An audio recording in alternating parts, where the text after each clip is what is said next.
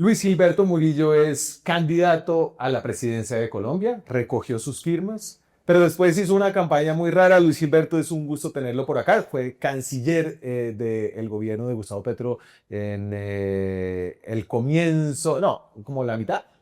Sí, sí, como en la mitad.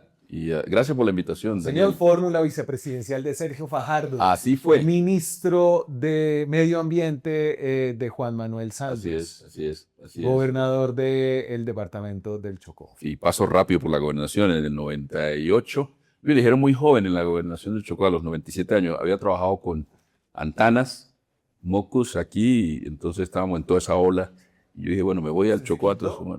No, yo soy de la periferia del Chocó. Yo soy del Chocó profundo, imagínense si hiciste eso, ¿no? Andagoya se llama mi pueblito, queda Andagoya, eso es en la en el San cordillera. Juan. No, eso Ah, queda no. más cerca de Buenaventura. Entonces nosotros somos como de río y de mar. Entonces Andagoya queda donde se unen el río Condoto y el río San Juan. Es un matrimonio esos dos ríos. Nosotros somos hijos de dos ríos. Claro, es que el Y Chocó con tiene la dos cobertura. cuencas, ¿no? Sí, El Chocó claro. tiene la cuenca del Atrato que se riega hacia el Caribe, Hacia el Caribe, hacia hacia el Golfo de Urabá. de Entonces, Urabá. y conectada con Cartagena. Entonces, la gente de Quibdó tiende a ser más Caribe, digamos. Y la gente del San Juan Que el tiende San Juan más se riega Pacífico hacia el porque se va hacia Pacífico. Buenaventura. Entonces, nosotros siempre estábamos entre Andagoya y Buenaventura. Y en cambio, los de Quibdó siempre están entre Quibdó, Turbo y Cartagena. Y también de manera identitaria somos muy distintos, ¿Sí? ¿no? Sí, claro, ahí siempre la disputa política entre los del San Juan y los del Atrato, Ajá. o la provincia de Citara, que era Quibdó en la época de la independencia, y la provincia de Novita, que era más conservadora. Entonces nosotros los del San Juan dicen que tenemos que ser más tradicionalistas. Sí, eso es muy tradicionalista. No, yo soy una persona muy abierta, muy progresista en lo social. Bueno, a ver, entonces sí, a ver, les invento, sí ha sido una campaña rara, Clarísima. porque entonces usted ha estado como, no, paliando nieve en Washington mientras hace mediaciones diplomáticas para que a Petro le vaya bien en la reunión con Donald Trump. Estuvo antes recogiendo firmas y las logró recoger, entregar y certificar, entonces es candidato a la presidencia, Así es. pero está llegando, ¿cuándo llegó? Oh, yo llegué hace ya un par de semanas. Ok, Pero siempre yendo y viniendo, ¿no? yendo y Sí, viniendo. sí. Usted tiene un arraigo en Estados Unidos. Pues, es decir, por la violencia, a mí me tocó salir cuando hacían esos secuestros de amarre, se llamaba eso. En el año 2000 me tocó salir del país con mi familia. Me acogieron en los Estados Unidos y llevo ya como 26 años conectado con Estados Unidos allá. Por las circunstancias, mis hijos crecieron allá y han hecho también su vida entre Chocó y Estados Unidos. Y por eso llevó a hacer muchas relaciones allá, ¿no? Con las Sí. iglesias y con mucha... Bueno, yo lo conocí a usted en Washington. Claro, Cuando usted hacía claro. ese trabajo periodístico muy bueno, hizo una investigación del Congreso, yo recuerdo. Sí, señor. Una muy buena. Entonces, sí, yo tengo algún... Ya en este mundo global, pues usted siempre tiene un pie allá y otro acá. Yo le estaba diciendo a la gente, oiga, mire, yo estaba en el sepelio de Jesse Jackson, nos demoramos 8 horas para llegar de Chicago a Quibdó. Ujú. 8 horas. Entonces ahí hay una interdependencia. Entonces estaba en el sur, en el lado sur de Chicago. Usted sabe que es el lado Sí. más pobre, excluido, Bueno, una población afrodescendiente. negra muy Y grande. llegué a la Colombia excluida también de Quibdó. Y la gente me criticó, pero mira, Luis Berto anda después de un lado para el otro. Y dije, pero eso es el mundo. Hacia allá es que tenemos que mover a Colombia. Pues y sobre todo la diáspora afrocolombiana y afroamericana Ahí hay mucha tienen conexión. eso en común. Pero eso lo logramos, mire, eso lo logramos. La primera vez que, sobre todo hablando de Jesse Jackson, el primero que yo conocí de ese mundo, no lo podía creer, fue a Jesse Jackson en el año 2000. Yo acababa de llegar y unos jóvenes me Jesse llevaron. Jackson era una figura Muy, muy, importante de Estados muy, Unidos que muy acompañó a fluyente. Martin Luther King. Claro. Y Es decir, Martin Luther King murió en los brazos de Jesse Jackson, porque cuando estaban en el balcón, que le disparan Sí. a Martin, él cae y el que lo coge es Jesse Jackson. ¿No? Entonces él heredó todo eso y lo llevó a otro nivel, porque lo llevó al nivel internacional. Martin Luther King no era tan internacional en las causas, porque estaba expandiendo en los Estados Unidos, pero Jesse Jackson la llevó al lado internacional, por eso trabajó mucho con nosotros en los temas de Colombia, que no sabía. En 2000, cuando yo me reuní con él, que me llevaron unos estudiantes allá, no lo podía creer, que yo estaba ahí al frente de Jesse Jackson, que era un ícono, pues, y siempre lo ha sido, internacional. Entonces él me preguntó, oiga, pues yo sabía que era afrocolombiano, fue no tanto como usted me dice. Le dice, sí, y lo está impactando, etcétera. Y él se había visto con Pastrana, porque él era muy influyente con Clinton. Claro, Entonces, en momento clave de Plan de Plan Colombia, Colombia. ¿no? Sí, entonces él me dice, pero yo hablé del Plan Colombia con su presidente Pastrana y no me habló de los afrodescendientes. Entonces se quedó sorprendido y empezó ahí a trabajar. Me invitó a Chicago, a su iglesia. Y a través de esas relaciones usted se forjó un lugar de mucha influencia que creció más allá del tema afro-afro entre Colombia y Estados Unidos. Sí. Fue embajador, el primer embajador de Petro Sí. en Washington, ¿no? Y de ahí pasa a la Cancillería. Sí, Petro cuando yo fui fórmula vicepresidencial de Fajardo del centro, y cuando gana Petro, por varias razones, yo ya conocía a Petro desde hace algún tiempo, pero también Francia Márquez, eso era simbólico para nosotros, porque iba de vicepresidenta, y cuando ya se gana, Petro me dice, oiga, yo lo necesito que me ayude porque eso va a ser muy difícil con los Estados Unidos, yo creo que sea mi embajador allá. Y le dije, no, pues yo quiero ser ministro de Minas. O sea, pues eso es, yo soy ingeniero de minas y quiero, y me gusta el tema minero y Chocó. Me dijo, no, yo lo necesito allá.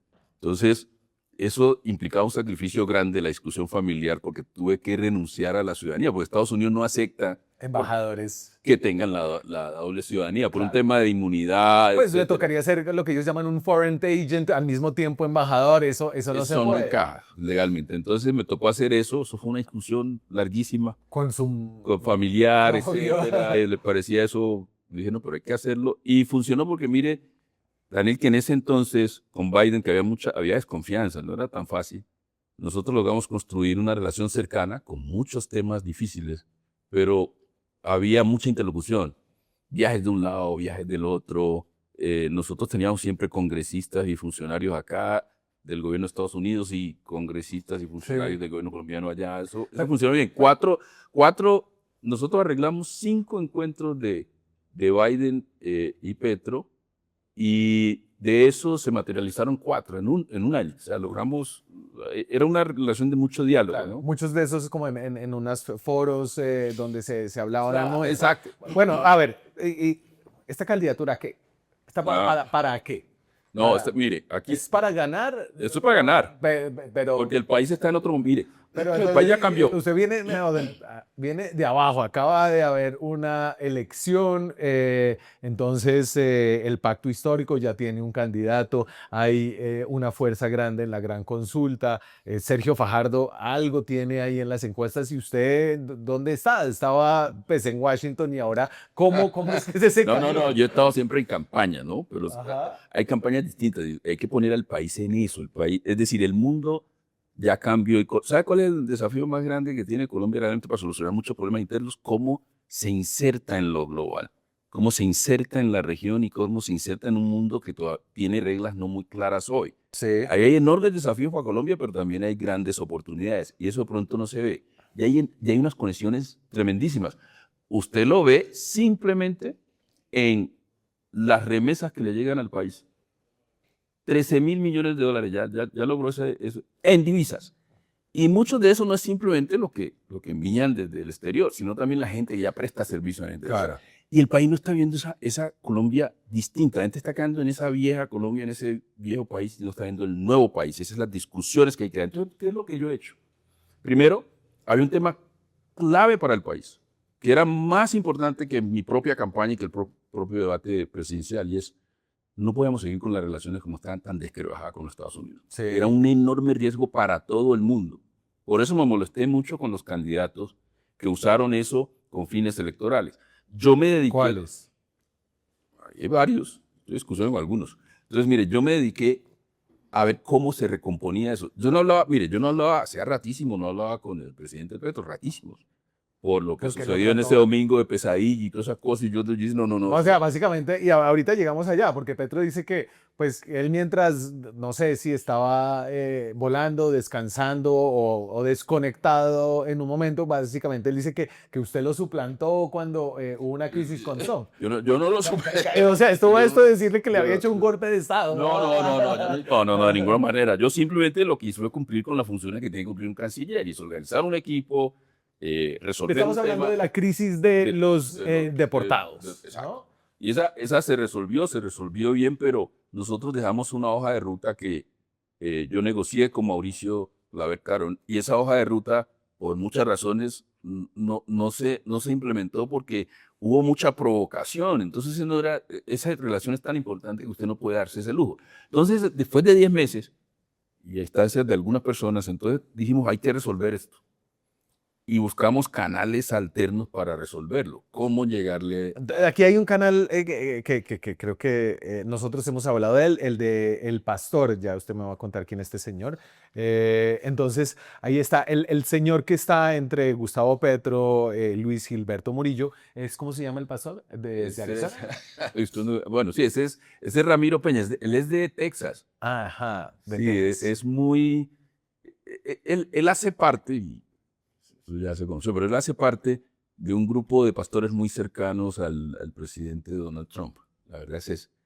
Y, y, Eso es antes de y que tú Pedro sabes, se viera con Trump. sí, eso fue Entonces, antes, eso fue la noche anterior. Pero tú sabes que yo tuve un trabajo extenso yo soy una persona creyente, de fe, y yo tuve un trabajo extenso con la Iglesia Luterana, porque yo fui funcionario de su agencia de desarrollo internacional y de ayuda humanitaria por todo el mundo, trabajando paz, desarrollo, etcétera. Y ahí y los luteranos, el 60% de los luteranos son republicanos. ujú. Entonces yo tuve la oportunidad de conocer ese mundo, el mundo de las iglesias, de la diplomacia de fe, etcétera.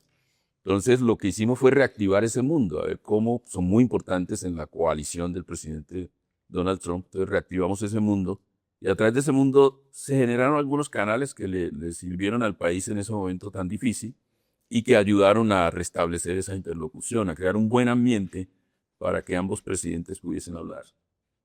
O sea, Petro le hizo algo de caso. No, yo no creo que o sea, el presidente acusa a mucha gente y toma sus decisiones, simplemente que usted sí, es obviamente un privilegio que un presidente le pida algún consejo y usted se lo dé, ¿no? Ya el presidente si lo implementa o no, pero yo sí le di algunos consejos. El primero, de que había que tener múltiples canales para resolver ese problema, no se podía seguir con la provocación. Esta es una relación muy importante Sí. a nivel para el país. Y verdad, se buscaron esos canales.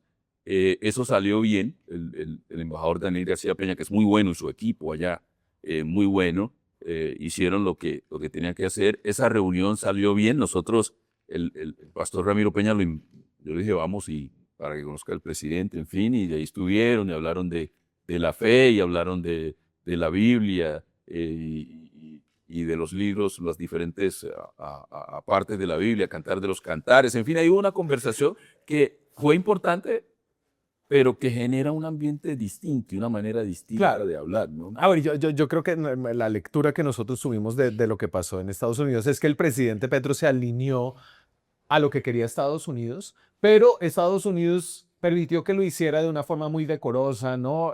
No hubo una emboscada, una Zelensky en la Casa Blanca, fue realmente como, aquí le pongo la carpeta, esta fue la carpeta que llevó Daniel García Peña, ¿no? Él jugó todos los juegos que le gustan a los republicanos, la dejó ver en algún momento en las fotos. Colombia, America's number one ally against narco-terrorists. Colombia, el aliado número uno de Estados Unidos contra el narcoterrorismo. O sea, Carpeta interesante. Interesante la carpeta, ¿no? ¿a usted qué le pareció? Yo no conocía carpeta.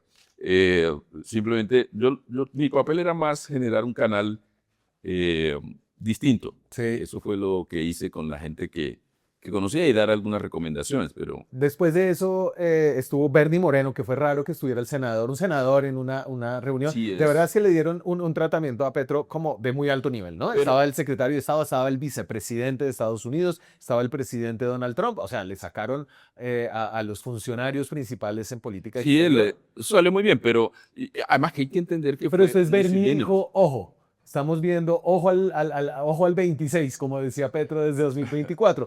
Ahí la pregunta que yo le tengo a usted, ¿usted interpreta que Estados Unidos se va a meter en las elecciones?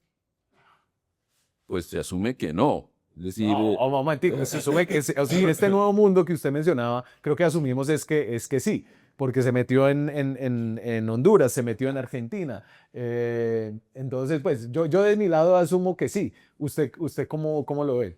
No, yo no creo, o sea, yo no creería. Me parece que eh, lo que hemos visto es que Estados Unidos ha dejado que, y no, sea, no ha participado como de pronto se ha dado en otros países, en el caso colombiano, porque la verdad es que la democracia colombiana ha demostrado que funciona, que los pesos y contrapesos y el debate se da. No, acabamos de tener unas elecciones que transcurrieron en paz. Igualmente, la institución electoral, la registraduría funcionó bien. Entonces yo creo que eso se conoce en Estados Unidos. En Estados Unidos se conoce muy bien cómo funciona el ambiente colombiano y creo que eso va a permitir que se den unas elecciones tranquilas, Pero ¿no? usted cree que los republicanos y que la administración está evaluando que meterse es peor que no meterse? Porque es que Claro, yo no sé ellos qué estén pensando, pero lo Pero que se creo es... habla con Gilberto, ¿verdad? No, pero no, yo creo que no, yo creo que hay cierto nivel de confianza en el proceso electoral colombiano y además lo que se está dando es propio de una democracia vibrante. ¿Y usted como candidato le preocupa que el gobierno se está metiendo? O sea, el ministro del Interior, por ejemplo, participa de manera abierta, burlona, cínica y descarada en las elecciones, sobre todo en las del Congreso. Vamos a ver ahora, el gobierno está gastando a tope. A usted como un candidato que está en la lidia, ¿le parece que el sistema electoral sí le da las garantías? ¿El gobierno le da garantías? No, yo he tenido las garantías para hacer mi campaña, que ha sido distinta, ¿no? Porque yo combino actividades de ese relacionamiento internacional y Sí. combino con actividades de la campaña tradicional. O sea, mi campaña ha sido muy sui generis y poco tradicional. Lo que pasa es que hay cierta hipocresía en el sistema colombiano que hay que trabajar en reformas. Sí. Aquí se dice que ningún funcionario puede participar en política, más allá de su voto. Y la verdad es que casi todos los funcionarios de alguna manera O participan en sea, política por abajo de la ahorita mesa. le vamos a sacar la cuenta. ¿Ah? Esa cuenta hay que sacarla bien, pero yo creo que el apoyo de un alcalde o gobernador en Es las elecciones al definitivo. Congreso es... Mire los congresistas, yo no me metí mucho en la elección de Congreso, pero mire los congresistas. Usted ve en los departamentos y casi cada gobernador saca un congresista. Pero Pues, no entonces, digo ¿usted yo. qué dice? Porque los gringos tienen un sistema distinto, ¿no? Es distinto, Entonces, es Estados distinto. Unidos, los gobernadores, se entiende que los alcaldes, gobernadores, presidente, son actores políticos. Lo que tienen es como una división. Entonces, Unas usted, líneas rojas, que no puede usted pasárselas porque ya entonces raya con o lo sea, la ilegal. línea roja es el presupuesto. No lo puede tocar, exacto. Tipos de eventos donde usted tiene que dejar claramente que no está en un evento electoral, sino en un evento institucional, Sí. y hay unos controles. Colombia debería avanzar hacia allá porque estamos generando un sistema que realmente raya con la hipocresía, pues porque todo el mundo pues, participa, invitan a sus candidatos a hablar Pues, o sea, y y a peinan. los funcionarios y a los contratistas les dicen 30 votos cada uno, si no, No, no hay bueno, eso yo no sé, contrato.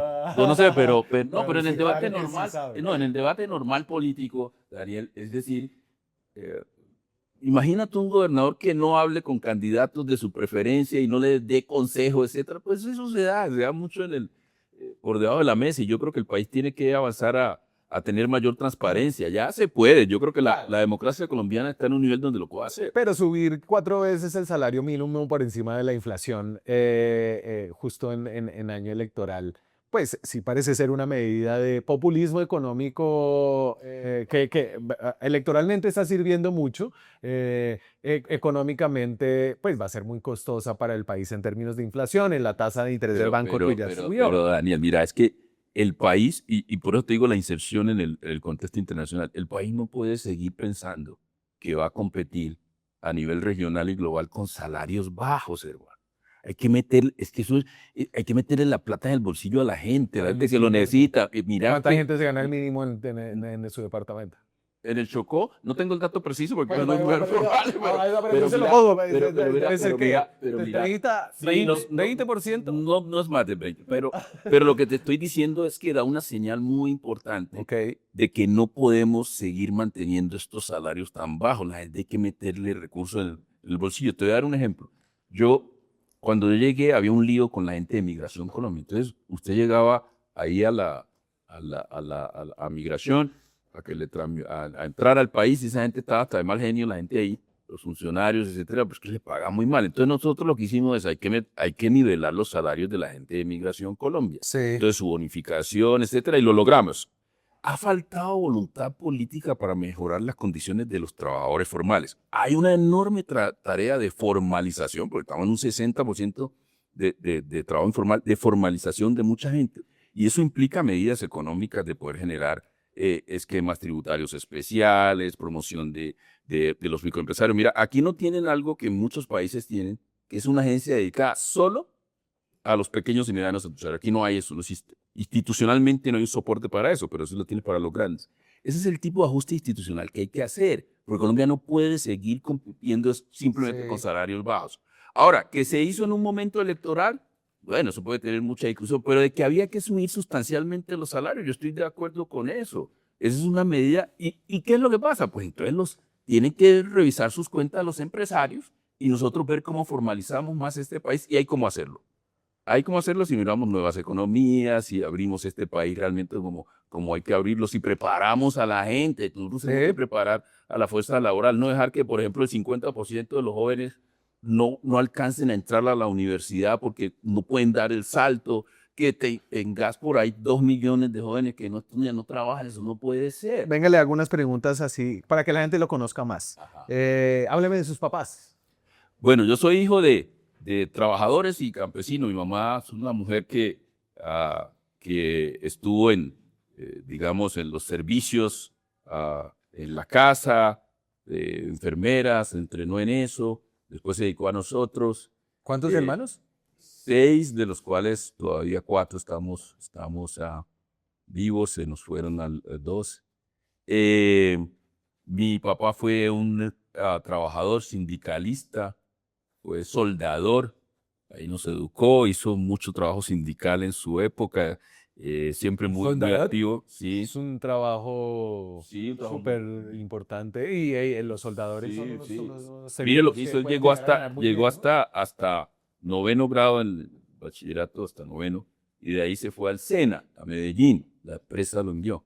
Y estudió en el SEDA y volvió y ahí hizo toda su vida y con eso nos estudió. Esa empresa quebró y nosotros volvimos en Andagoya, volvió a ser un pueblo como cualquier otro pueblo en el Chocó, con los mismos desafíos, con los mismos problemas. Sí. Ahí crecí, yo estuve hasta los 16 años ahí, fui a estudiar a la Universidad del Chocó, un semestre, ahí me salió como fui el mejor IFES del Chocó, me salió una vez que me fui a estudiar a Rusia, puedo ir a Alemania o Rusia, pero los rusos me pagaban todo, ¿no? El pasaje, todo, entonces me fui allá. Fui a Bakú, yo estuve un año en Bakú. ¿Se volvió comunista? No, ahí aprendí que el comunismo no es el camino.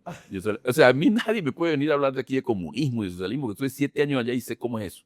Sé las limitaciones que tiene y sé, no, eso, a mí me tocó un periodo donde cayó lo que parece imposible, cayó el sistema soviético y entró de Gorbachev, donde la perestroika se fue como la primavera rusa. Entonces yo estaba en la universidad, ¿tú te imaginas eso? Cuando ya empezaban a leer libros de Occidente, a ver películas de Occidente, los jóvenes, a hablar de temas que estaban como prohibidos. Yo viví eso, entonces yo soy muy optimista y creo que no hay imposibles. Y me tocó la caída del muro de Berlín.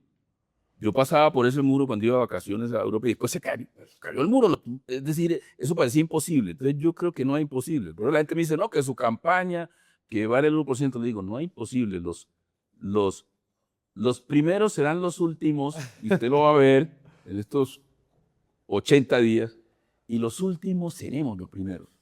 Usted no está para ser fórmula de nadie. No, ya, mire, yo le he dicho, no soy segundo de nadie porque ya lo experimenté. Yo fui fórmula de Sergio Fajardo, yo he visto lo que ha sucedido con los vicepresidentes, que después quedan ahí, empiezan a pelear con los presidentes, y yo creo que ya es la oportunidad que alguien que viene de un pueblito como Andagoya, que trae otra historia, es que mira, yo creo que yo tuve la oportunidad, gracias a Dios, de salir de allá, conocer el mundo, ir, volver, y yo creo que es una experiencia que puedo poner al servicio del país con sensatez.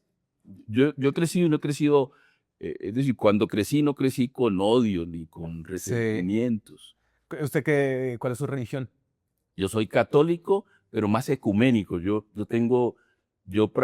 voy a los servicios cristianos porque me tocó con todo el poder de la Iglesia Cristiana Bautista y otras de la comunidad negra en los Estados Unidos, pero también crecí católico. Entonces yo combino mucho, yo soy muy interreligioso y muy ecuménico, pero obviamente Católico. católico. ¿Cuál es su vicio?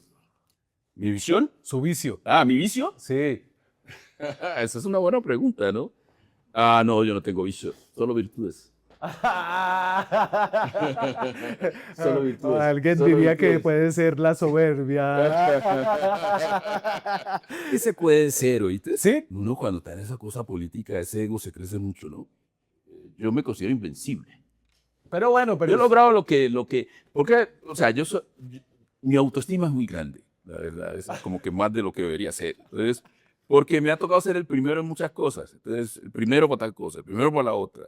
Yo fui el primero que testificó, el primer afrolatino que testificó en el Congreso de los Estados Unidos sobre un tema afrolatino, ¿no? En un gobierno republicano, porque era el de George Bush, pero teníamos una aliada importante que era Condoleezza Rice. Entonces, o el primer embajador afrodescendiente, el primer ministro de ambiente afrodescendiente, cuando es tan importante para nosotros, o el primer embajador. Entonces, no quiero, o sea, ya tenemos que dejar eso los primeros. Imagínate que el país apenas está llegando a los primeros. Y quiero ser el primer presidente de los territorios, de la región afrodescendiente de la historia moderna. Y me genera, o sea, que usted considere su identidad desde ese aspecto, porque hay muchos afrocolombianos que asumen su identidad y con muchas muy buenas razones, desde la victimización. Bueno, ¿No? Entonces, desde una victimización que es histórica, ¿no? Entonces, que tiene unas raíces muy profundas de cuando fueron traídos a las Américas y a Europa y al Caribe como esclavos, pero también la victimización del Estado, de la colonia, de una cantidad de instancias. Usted siento que parte de una posición distinta de su identidad. o sea, yo lo que creo es que mi propia historia es la historia de aprovechar una oportunidad. Yo le digo siempre a todas las personas que he podido ser mentor de ellas, ya son muchas, les digo, mire, el éxito está donde la preparación se encuentra con la oportunidad. Y tenemos que prepararnos para esas oportunidades. Ya hay maneras de hacerlo. Lo que queremos es que realmente las oportunidades se distribuyan de manera equitativa en el país, porque están muy concentradas en unos pocos. Mira tú, y yo sé que tú lo leíste, el Banco Mundial hace unos años sacó un informe donde decía, mire, en Colombia casi el 50... generaciones. 11. 11. 11 naciones. Depende de la zona, pero Entonces, 11. eso era como una persona que nace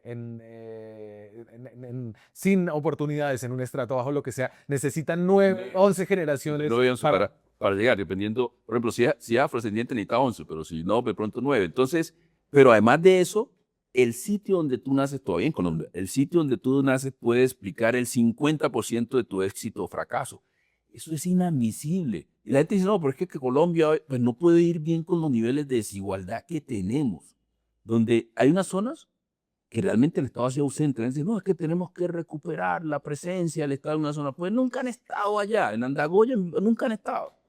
Entonces lo que uno dice, oiga, miremos seriamente qué está pasando en Colombia. Claro, pero entonces por eso, y entonces cuando yo hablaba como de la identidad desde la victimización, y no lo estoy caricaturizando, esa identidad requiere y demanda, primero, una posición de resistencia ante la estructura de un Estado y de una sociedad que trata injustamente a muchas personas por el color de su piel, pero también que demanda unas reparaciones, a veces incluso unas reparaciones monetarias, y hay unos movimientos muy grandes que reclaman, por ejemplo, que Europa pague por lo que hizo, que Estados Unidos y unos sectores de los estadounidenses paguen por haber esclavizado a los negros. Hay que poner esto en contexto de que sí hay unas deudas históricas, pero la manera de pagarlas puede ser distintas. Yo he hablado de que se requieren mecanismos de igualdad de oportunidades. Sí. Te voy a poner un ejemplo. Si tú quieres entrar a la universidad, resulta que en caso de algunas personas no están suficientemente preparadas para tener éxito en la universidad, entonces a esa persona hay que darle preparación adicional para que realmente compitan en igualdad de oportunidades. Ese tipo de programas y de políticas todavía no las tenemos claramente establecidas en Colombia. Ese es uno. Y hay una Usted deuda, es un liberal. es una deuda histórica. Yo soy de pensamiento liberal, soy muy independiente, pero de pensamiento liberal, ¿en qué sentido? Porque hay que nivelar la cancha. Sí. Y mira, Pero más el país, individualista que colectivista. no, yo creo en lo colectivo. Yo Sí. creo que son mecanismos que se combinan. Es decir, yo hago parte de un colectivo y dentro del colectivo, obviamente que tú no puedes ahogar la agencia de cada quien. Sí. Tenemos cada uno de nosotros tiene un asunto de agencia. Lo que yo no practico es primero la victimización y quedarse en el discurso de la victimización. Y segundo, que tenemos que pasar de las quejas y digamos la denuncia a las propuestas concretas, porque ya tenemos cómo hacer. Sí. Y hay una deuda histórica que el país tiene que reconocerla. Y mira, es que este país, en lo único que no hemos puesto de acuerdo, realmente fue cuando dijimos, oiga, aquí hay que independizarse de España.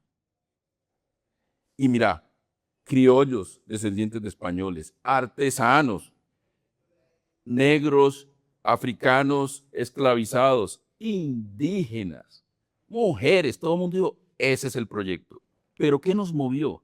La esperanza de tener una nación de iguales, con igualdad. No, pero mira, dime qué mueve a una persona africano esclavizado que ya compró su libertad a subir por los páramos descalzo con la posibilidad de quedar muerto en el páramo de Pipa, como quedaron varios, pero es con ese deseo de libertad de una nación de iguales. Y nos han incumplido, hermano. Sí. Se demoraron. Eso no se al contrario, ahí fusilaron fue a José Prudencio Padilla.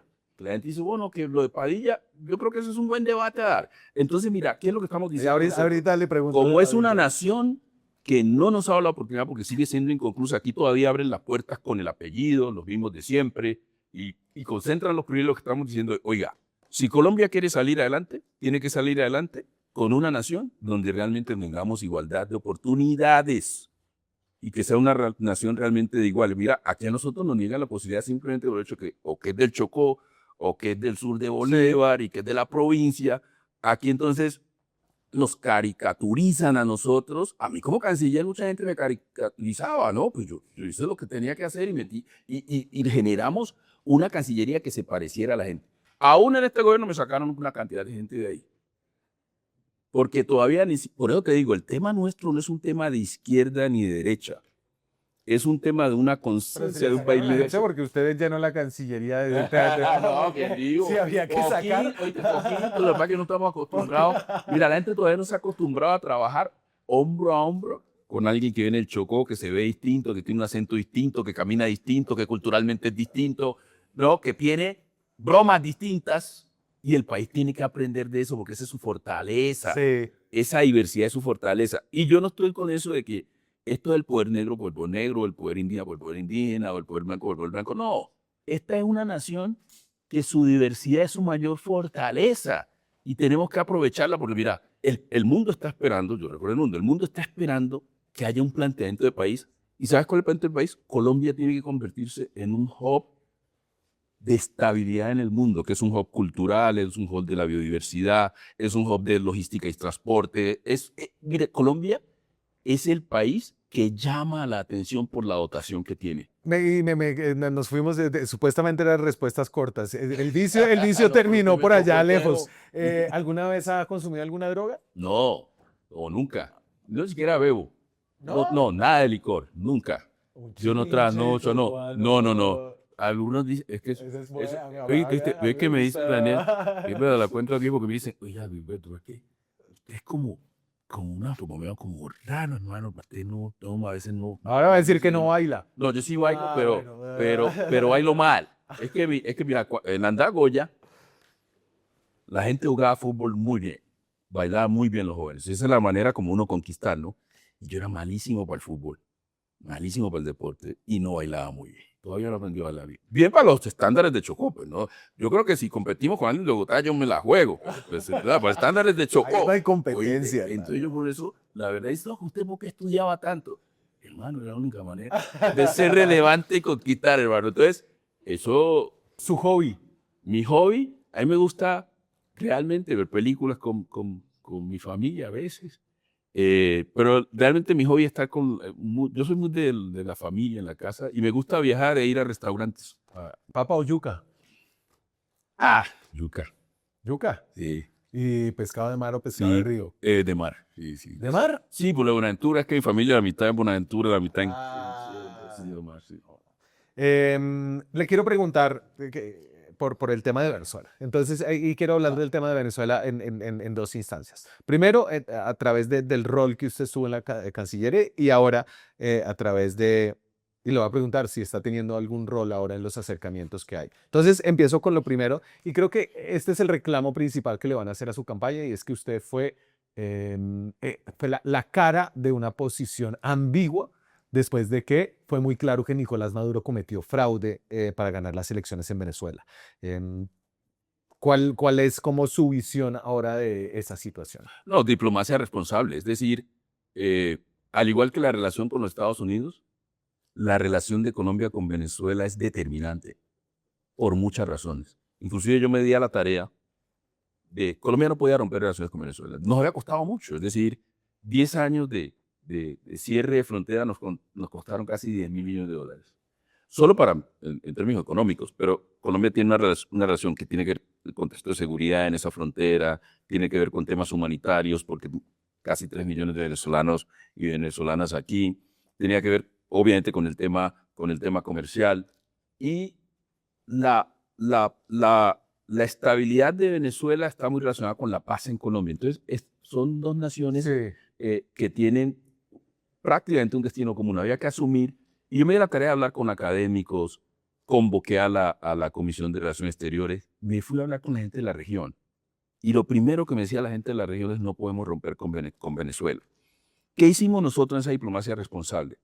Nosotros sabíamos de las irregularidades que se habían cometido porque tenía que demostrarse presentando las actas y no presentaron las actas. ¿Qué decidimos?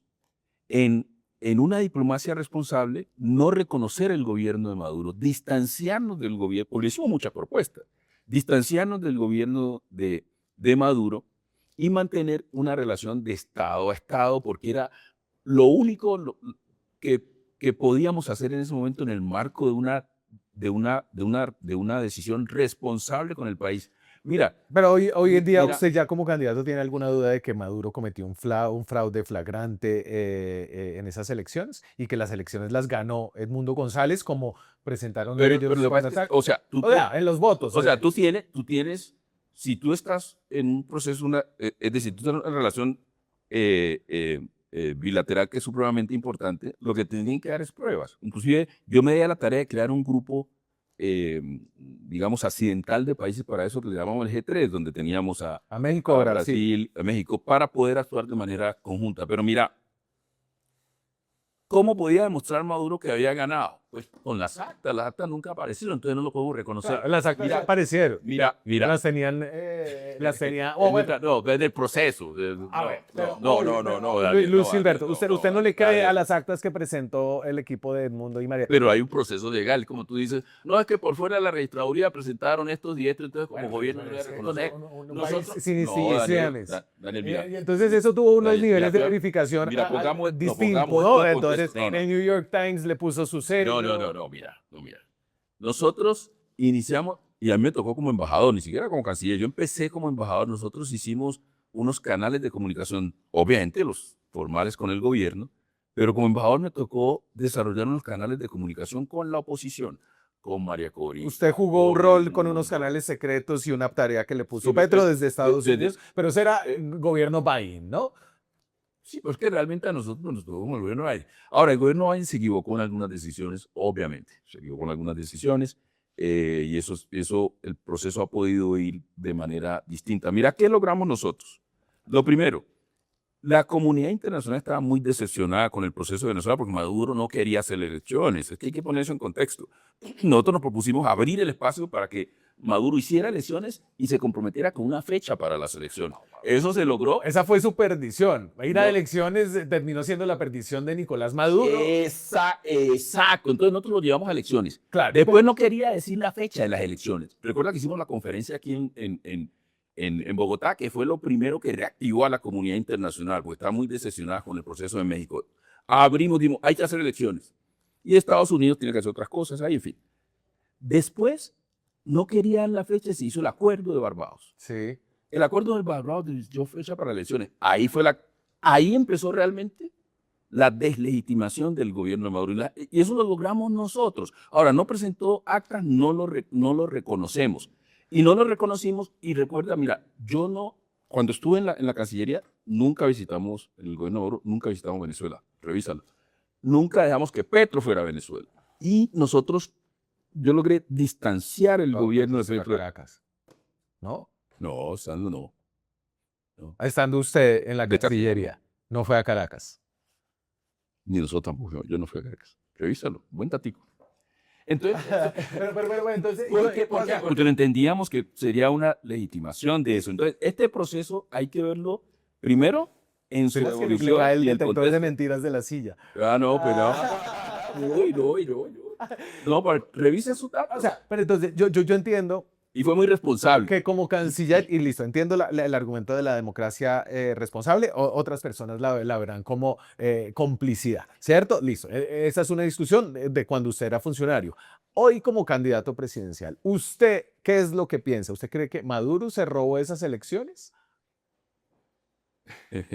Yo no quiero ser difícil, pero lo que... Pero usted sigue, o sea, parece que usted sigue canciller. No, O sea, va a ser un candidato presidencial muy diplomático. Ya es claro que él no ganó las elecciones, es clarísimo. Y nosotros, es claro, no solo que no las ganó, sino que se las robó porque se declaró presidente, Luis Gilberto.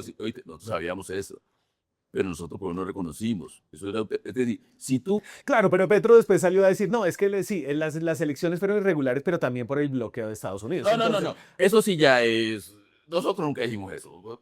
Tú puedes ver que dijo eso. Tú puedes ver la posición de nuestra como gobierno y la Cancillería, que yo asumí esa posición y esa vocería. Nunca se dijo eso porque eso no era el tema del bloqueo, eso no tiene nada que ver con el bloqueo. Eso simplemente fue que se apropiaron de una elección como no tenían. Es que esta es una posición en la que Petro, es decir, esa es una posición que ha sido expansiva y que es una posición que también tiene de alguna forma Iván Cepeda, ¿no? Entonces es un silencio parcial como defensor de derechos humanos frente a los abusos enormes que ha habido en nuestro país vecino frente a los derechos humanos de opositores políticos, jóvenes manifestantes, colombianos que terminaron mal parados en un lugar y que dejaron allá metidos en Venezuela durante meses y meses y que siguen allá, ¿no? No, pero mira, nosotros, por ejemplo, mira, nosotros con Foro Legal, nosotros planteamos liberación de presos. Tenemos una lista, entre otras cosas, en diálogo permanente con Estados Unidos para que Maduro liberara a los presos. Nosotros nos pronunciamos siempre, estuvimos en contra de que nos dejaron participar a María Corina en el proceso. Estuvimos en contra de eso. Y esto todo se hizo por canales diplomáticos, porque la gente nos decía, no, pero es que Petro no usa la red, pero cuando usábamos los canales diplomáticos la gente quería que saliéramos a hacer bulla. Pues no, nosotros nos pronunciamos en todos los hechos que hubo. Hubo algunos casos con Marta Lucía Ramírez, algunos casos con algunos congresistas, siempre afrontamos al gobierno de Venezuela. O sea, siempre fuimos claros en nuestra posición y nunca cerramos el diálogo con la oposición. Tan es así que Petro recibió a gente de la plataforma unitaria de Venezuela acá. No. Antes, no, es que lo recibió, sí, claro, lo recibió. A los opositores de verdad, no a los opositores de mentira.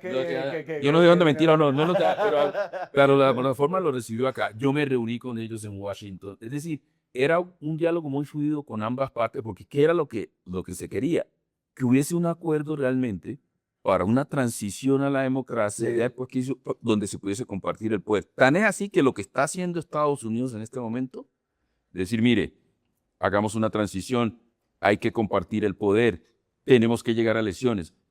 Hay algunos elementos de lo que nosotros le planteamos al gobierno de Venezuela, a la oposición, y que nunca se pusieron de acuerdo, porque también era lo otro, o todo o nada de ambos lados. ¿Qué piensa usted cuál es su opinión del operativo militar que sustrajo a Nicolás Maduro, el presidente autoproclamado de Venezuela, a través de una elección que ya estamos de acuerdo no fue legal? y lo tiene allá en juicio en Sí, sí, Estados Unidos. si Maduro hubiese acogido las propuestas que se le hizo por los canales diplomáticos, no se hubiese llegado allá, porque lo que le propuso es aquí que compartir el poder, integrarle el poder al mundo. Y él no lo hizo. ¿Mm? Pero usted El está de mundo acuerdo. cambió. El mundo cambió. Y entonces una persona que es como del mundo anterior, ¿no? Usted es del mundo de reglas, en derecho Sí, internacional, claro. Yo diplomacia. creo en Ese mundo se está se está desmoronando a demorando, nuestros dedos. Entonces, ¿cómo se para una persona que Mire, creía en ese mundo, que en participaba en este ese mundo de mundo, hoy, en el mundo de hoy, cuando cogen al presidente o bueno, al dictador de al lado, lo que sea, no, y lo meten en un helicóptero y le mira, matan a todo su esquema de seguridad y mira, se los llevan para aquí hay Estados una cosa Unidos? que ha surgido hoy, que es lo otro que hay que leer en el contexto nacional, es que tenemos que proteger los intereses de Colombia y los intereses de Colombia redefinidos, ¿no? No los intereses de la élite colombiana y comerciales y todo, no, los intereses de la gente. Ajá. Por eso es lo que protegimos nosotros en la decisión con Venezuela. Porque mira, hay gente que está en el lado colombiano y pasa a estudiar en el lado venezolano y viceversa. Sí. Cuando tú vas a la frontera, son comunidades binacionales. Entonces estamos protegiendo el interés de la gente ahí, porque ese es el nuevo interés nacional en Colombia. Entonces, ahora la gente está pasando de la multilateralidad a la plurilateralidad. Entonces, ¿tú qué es qué hubiese hecho Murillo presidente? ¿Qué hubiese hecho? Sí. Ya se conocía que Estados Unidos estaba en diálogo con Maduro para decirle, oiga, hora de salir. Sí. Si yo me doy cuenta de eso, levanto el teléfono y le digo, presidente Trump, hay que mantener interlocución con Trump. Presidente Trump, mire, busquemos una salida a esto. Llamo al Vaticano, al jefe de Estado del Vaticano, le digo, acompáñenme en esto. Yo trabajo mucho con las iglesias.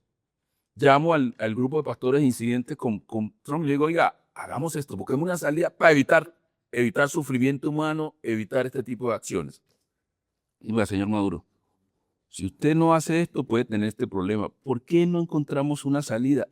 Váyase, porque si no, va a ser peor. Ese tipo de acuerdos todavía se pueden lograr, pero no tiene que ser. Bueno, uno plantea, tú tienes que buscar los países que pueden colaborar. Entonces, aquí tienes a Qatar, tú tienes las iglesias, tienes al Vaticano y armas una coalición específica para eso. Así funciona el mundo hoy. Ajá. Y si no lo entendemos, no vamos a poder realmente insertar a Colombia donde tiene que ¿Cuál es insertarse. su plan con Venezuela? Entonces, porque entonces ahora tenemos una situación en la que en Venezuela está, pues, el chavismo que parece que entregó a Maduro, que son los hermanos Rodríguez. Y yo no sé qué pasó ahí, pero Bueno, nadie sabe, pero creo que las suspicacias son evidentes. Y tenemos a un gobierno de Estados Unidos que cogobierna en Venezuela con el reloj de la democracia corriendo, mientras el reloj de Delcy, el Rolex de Delcy se mueve a otro ritmo distinto. Colombia, ahí, ¿cómo se pararía? ¿Qué haría un presidente como Luis Humberto Murillo? yo creo que uno de los puntos, hay varios puntos donde hay que estar muy en diálogo con los Estados Unidos, obviamente el comercial, en inversiones, de lucha contra los carteles de las drogas y del multicrimen. Pero el otro es Venezuela. O sea, una Entonces, oportunidad o un riesgo enorme, ¿no? yo creo que en Venezuela hay una enorme oportunidad de coordinar y articular con los Estados Unidos y estar en diálogo con la región. Mira, primero, ¿Pero en democracia o en no, ese arreglo raro? no, el arreglo es un arreglo entre Estados Unidos y Venezuela, pero yo creo que Colombia puede incidir ahí. La estabilidad es importante, estamos de acuerdo. Sí. Hay un tema que está relacionado, además de la estabilidad, con el tránsito a la democracia. Entonces, tú tienes estabilidad, tienes que llegar a un mecanismo de compartir poder que no se ha dado. Es decir, si tú me preguntaras a mí, yo haría rápidamente un plan de poder tener un mecanismo de compartir el poder real, y hay propuestas sobre eso. Y poder, después de compartir ese poder, llevar a Venezuela realmente a un tránsito a la democracia con elecciones, O sea, compartir el poder con la oposición. con la oposición, con la real. Sí. ¿Qué se pudiese hacer allí? Primero, una comisión trilateral, porque Colombia puede meterse en eso, es decir, armar una especie de comisión que acompañe al gobierno de Venezuela, esto lo tienen que definir los venezolanos. pero que acompaña al gobierno de Venezuela en definir ese plan de compartir el poder y llegar a elecciones. ¿Por qué? Porque si no, tú te encuentras con un mecanismo que la gente va perdiendo la esperanza porque dice, mire, pues ahí siguen los mismos y no están compartiendo el poder, simplemente están cumpliendo unas órdenes que les dan, entonces no vemos que realmente aquí haya un tránsito real. Y si la gente, y hay una ventana de oportunidad para que la gente mantenga la esperanza en eso, pues no se cierra. Y ahí es donde yo creo que Colombia puede jugar un papel si también arma una coalición de la región, que no es por orientación ideológica. Colombia tranquilamente tiene buena relación con Panamá, arma una coalición con Panamá y va pensando en otros, y Panamá le va trayendo a otros. Usted con 5 o 6 países monta un steering committee que puede trabajar por los Estados Unidos. Tiene Colombia que ser proactivo en eso. Yo no lo veo. Murillo presidente lo va a hacer. Marco Rubio tiene claro que eso, o sea, tiene claro que los tiempos corren en contra ¿De quién? de quien va a unas elecciones. De él sí no va a ir, al menos de él sí no. Pues yo creo que Marco Rubio, en términos del tránsito a la democracia, es una persona con la cual lo puede tener de este lado, porque a él le interesa eso. Sí. Tengo entendido que le interesa.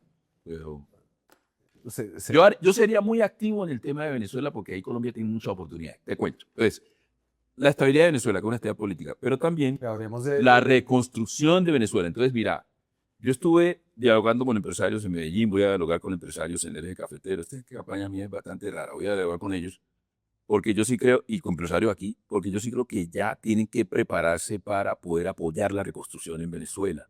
Aquí estamos viendo desde el lado colombiano, que el gas, no, es que allá tenemos un papel que jugar. ¿Con quién va a reconstruir Venezuela Estados Unidos? O lo que pretende Estados Unidos, pues con Colombia. Y hay enormes oportunidades para crecer. Y el país no está hablando de eso, está generando el ambiente. Ahora sí, unas rápidas de temas de política pública. Asamblea Constituyente que propone Petro, ¿sí o no? No, creo que no es el momento. Minería y petróleo en la Amazonía. Esa es depende de la comida, pero yo creo que la Y no solo en la Amazonía, porque pues usted mire el andén Pacífico, no, los pedazos yo creo que conservados yo creo que hay que hacer como lo acostumbramos en el Pacífico, una veda para tomar decisiones de fondo, pero yo creo que por ahora hay que mantener un congelamiento. Para tomar decisiones de fondo. Una política del presidente Petro que usted continuaría. Hay varias, sobre todo la de inclusión social. A mí me parece que la entrega de tierras ha funcionado bien. Y yo obviamente que continuaría en esa senda. Hay que aumentar la erradicación forzada de coca por mecanismos incluso como la fumigación con drones, etcétera. Yo creo que hay que reemplazar economías ilícitas, pero sí hay que tener todas las herramientas a la mano. Hay que recortar el gasto público. Hay que mejorar la eficiencia del gasto público. Israel cometió genocidio en Gaza, como dice una comisión de la ONU. Bueno, la Comisión de la ONU hay que creerle, si somos multilateralistas hay que creerle a la Comisión de la ONU, ¿no? Entonces sí. Pues es evidente, yo fui canciller cuando nosotros dijimos, claro, pues que es decir, en Gaza está demostrado, se dio por televisión, yo no tengo ni idea, es decir, ya hay una comisión, nosotros qué dijimos, mire, a mí me tocó ese proceso, nosotros qué dijimos, y yo era partidario de suspender relaciones con Israel, no de romperlas, porque el proceso es distinto, ¿no? Entonces, pero no, bueno, el presidente decidió que había que romperlas. Pero había unas condiciones para restablecerlas. Primero, que jamás liberara rehenes. Incluyendo un colombiano. El colombiano que estaba allá. Segundo, que se diera un cese al fuego para avanzar hacia la paz. Usted sabía que Víctor de Correa estaba yendo allá, el asesor de Petro en Medio Oriente. ¿Usted sabe que él estaba yendo allá a Qatar a hablar con Hamas? No. El gobierno tenía la firme intención de ayudar y colaborar con los gobiernos de la región en ayuda humanitaria, que es el tercer punto. Entonces, el tercer punto, permitir la entrada de ayuda humanitaria suficiente. Si esto se daba, eran las condiciones para reanudar relaciones con Israel. Empresarios por la Educación, una organización que trabaja en el tema de educación, sobre todo básica y media, está muy preocupada por los atrasos impresionantes que hay en el país en temas de educación. Tengo una propuesta. Ellos, por ejemplo, usted sabía que los niños de 10 años, 6 de cada 10 niños de 10 años no saben entender un texto simple. ¿Usted qué haría para ese tema de la educación, sobre todo de los niños? No la educación superior, que es otro tema. Porque es el ciclo, es decir, Mira, nosotros estamos muy mal. ¿Cuándo No, son tan este es son muchos educadores, es un ¿no? departamento de educadores. Toda mi familia, mis tías, etcétera, son educadores, están en todo el país. Claro. Y eso ha sido una tradición.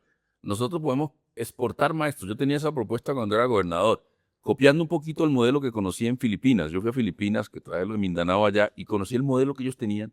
Tenían toda una institucionalidad y una política para poner maestros, enfermeras, etcétera, en todo el mundo, y eso le generaba mucho ingreso. Pero bueno, volvamos al tema.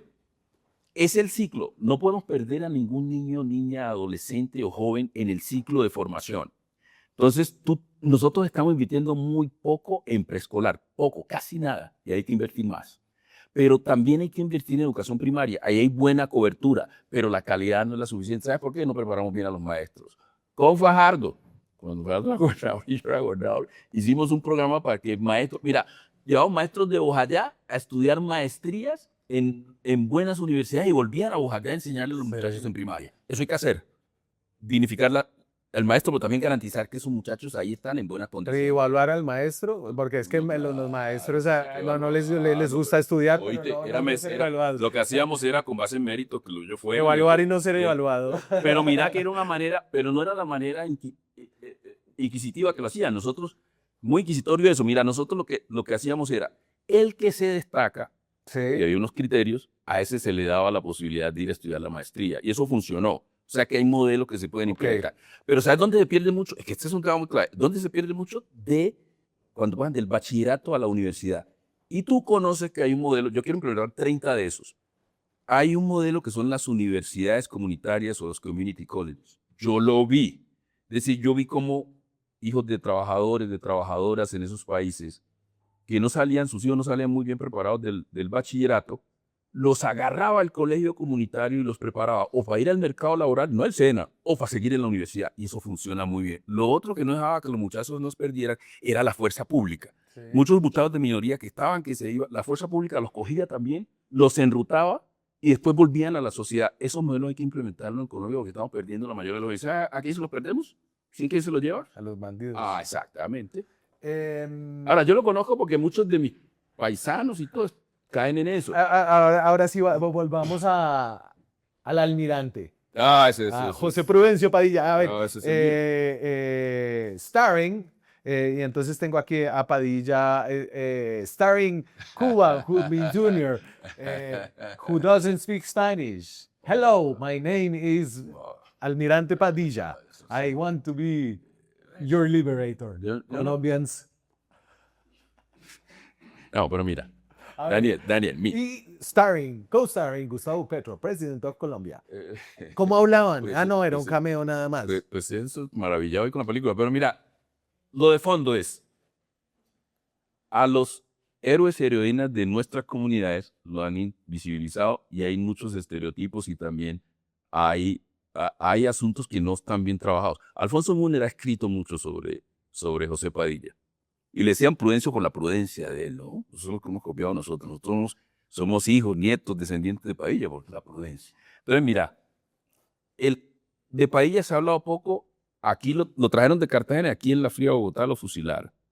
Simplemente porque le tenían a la Cartagena de los negros y los parvos, que es la Cartagena revolucionaria y libertaria. El país no conoce esa vaina. El país se centró en lo andino y se volvió un país etnocéntrico en lo andino y se olvidó. Ni siquiera miran las costas, hermano, ni los ríos, ni tú hablas de la Amazonía y el Chocó geográfico. Aquí entienden de eso.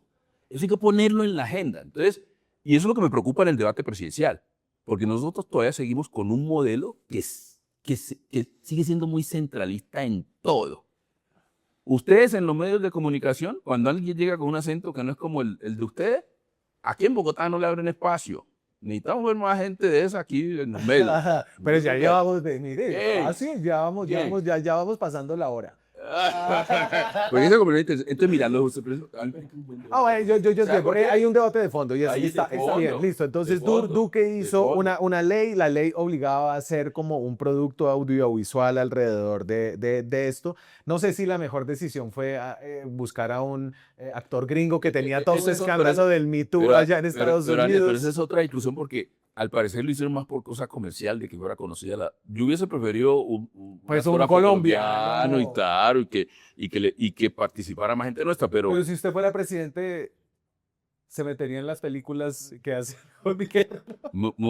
Murillo, presidente, haría mucho. ¿Sabes que la gente está viendo Pues, más pues, videos cortos? Podría ser No, la gente está. Mira, hay José Prudencio no, Parrilla 2, no, no, no. protagonizado No, por Luis Gilberto mira. Murillo, aunque usted no sabe hacer el acento costeño. No, yo sé. Mira, sí, me perdió, ¿viste? Este año me ha perdido. Pero mira, yo haría videos cortos. Mira, hay un gran productor de videos cortos, Edwin Salcedo, muy amigo mío, que produce esos videos cortos que tienen más impacto. Ajá. Entonces uno pudiese ver cuál es el mecanismo para llegarle a la gente colombiana en eso. Porque mira, con Santos, nosotros colocamos por primera vez en esa casa de Narillo el retrato de Juan José Nieto, hermano, que no estaba y fue presidente, el primer presidente afrocolombiano de Baranoa, ahí en Atlántico, que en ese tiempo era Bolívar.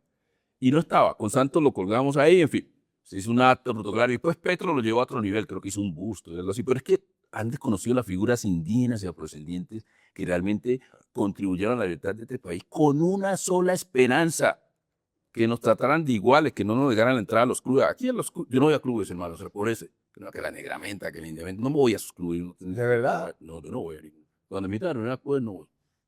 No. Pero usted siente que hoy en día en la No, Colombia hombre, uno llega a un lado y lo miran como, y este casi acá. le piden algo. No, yo no, sí.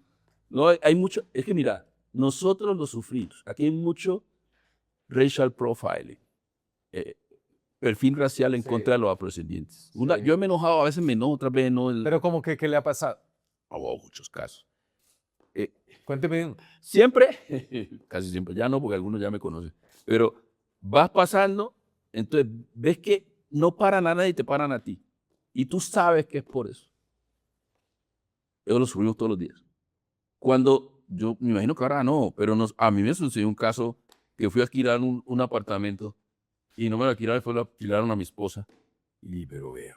Su esposa no es Pues ella parece colombiana, ella es así, sí, es rusasiática, pero parece colombiana. Entonces yo, ya se le. ¿De dónde es su esposa? Mi esposa nació en Moscú, creció en Moscú, pero es culturalmente su familia es de Uzbekistán. Vamos, entonces cuando haya el partido entre Colombia y Uzbekistán, la familia se va a dividir.